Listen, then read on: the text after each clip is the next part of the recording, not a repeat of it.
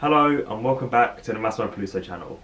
In today's video, I'm going to be talking about what it was like to study psychology and sociology at the University of Brighton as a first year student. So I've now finished my first year at Brighton, thank God. Well, it was good, but it just wasn't, I don't know, it wasn't really what I expected. I loved my course, loved my lecturers, but just the people on my course weren't what I expected, pretty much, and that's why I'm transferring to Greenwich, but that's a whole different video. So I had 6 modules, 3 for semester 1, 3 for semester 2. Semester 1 included Introduction to Applied Psychology, I think it was called. I think that was the exact name. Sociological Imaginations, and sociological inequalities. So that's my first semester. First semester was okay. I loved imaginations, sociological imaginations, and applied psychology, but the inequalities one was a bit boring. I don't know, it was very theory based. I don't mind theories, but when it's all the time, it's quite boring. And then semester 2 was developmental psychology, sociological research methods, and the third one was foundations of sociology. So 3 psychology and 3 sociology. Yeah, foundations again was quite boring. So about 2 out of 6 I didn't like. 4 out of 6 I did like. So when it comes to assignments, assessments, exams, there's quite a few. So for one of my modules, which was in semester 1, sociological imaginations, we had to do a collection of 3 essays, 750, 750, 750 each. So that was that. And then we had to do for the applied psychology one, we had to do a 2,000 word report, around I think 1750 report, and then there was an exam. And then for the inequalities one, we had to do a poster, present the poster, and then we had a test as well.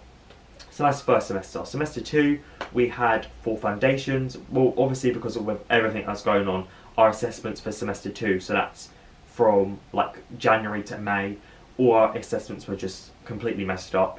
So they reduced word counts, they got rid of essays, they got rid of exams, so it was really cut down. But still, for foundations of sociology, rather than having 2 essays, we only had 1, which was, I think, 1,000 words, something like that. Yeah, 1,000, 1,500, I think, 1,500. Originally, it was a report, which was 2,000 words. It was data collection and everything. Sorry, but it sounded so boring. So we didn't do that. Then an exam, and then 10% class participation. So because of the virus, it was only the exam. And then for the third module, which was developmental psychology, I think it was just one. Oh, sorry, it was an essay, which they reduced the word count from 1,500 to 1,000, and we had an exam as well. So I've been quite lucky that they've reduced the word counts, because it did honestly help so much.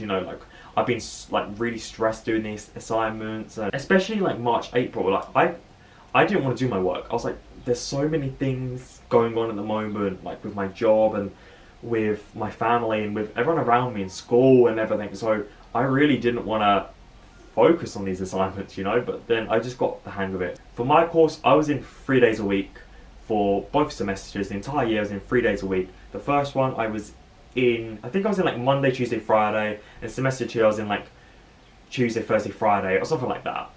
Something on the lines. But yeah, I was in 3 days a week, so it really gave me time to juggle other things, YouTube and work, hanging out, just stuff like that. So it's quite nice. I mean, it's quite crazy how much you pay and how much it kind of equals, how much actual contact time you have. And I've heard that year 2 and year 3, it decreases. So you could be in 3 days a week first year, then year 2 it could be 2 days, and then year 3 could be literally 2 days or 1 day. Because this girl I know, well, she's finished now, she did sociology and she was a 3rd year student, and she was in 2 days a week. 2 days. 2 days a week. I honestly do recommend my course. It's so interesting. The amount of content I've learned that I didn't even cover at A-level, it shocks you to be oh my god, I did not know that, or wow, I didn't think of that. Yeah, so a typical day at uni would be a 2-hour lecture, followed by an hour break, followed by an hour seminar. A lecture is a full hall, 200 people of different courses that have similar module, the same module, learning the same module. and then learning about that module, and then the seminar is just a small class, focused learning with a teacher. So it's like A level basically. It's like high school, and so that's that. Depending on your course, you may have different like tutorials or lab things, but when it's psychology, sociology, when it's like essay-based subjects, it's normally lecture, seminar. That's kind of it. So it's quite nice. There's a lot of freedom. Like lectures, you don't need to, like with secondary school, you always have to speak or put your hand up and all that. Like with lectures, you can leave when you want, you can come in when you want. You don't have to talk. You know, you can sit where you want. You can listen to music the whole time if you want. You know, there's a lot of freedom. With seminars, it's a lot different, but lectures is really good. And also lectures, being 2 hours sounds really long, but it's actually not.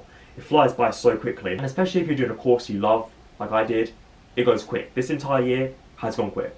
I mean, of course it's intense. I mean, any degree course is going to be intense, but as long as you work hard, you listen, as long as you do everything when it's due in, like I did, give it in early, you'll be fine. I hope you enjoyed this video, guys. I hope this has been informative and useful. If you have any questions, don't hesitate to ask me. Please like, subscribe, follow me on all my socials, linked below, Instagram, Twitter, Massimo G Peluso, Massimo Peluso Facebook, all of the rest, and I'll see you in my next video.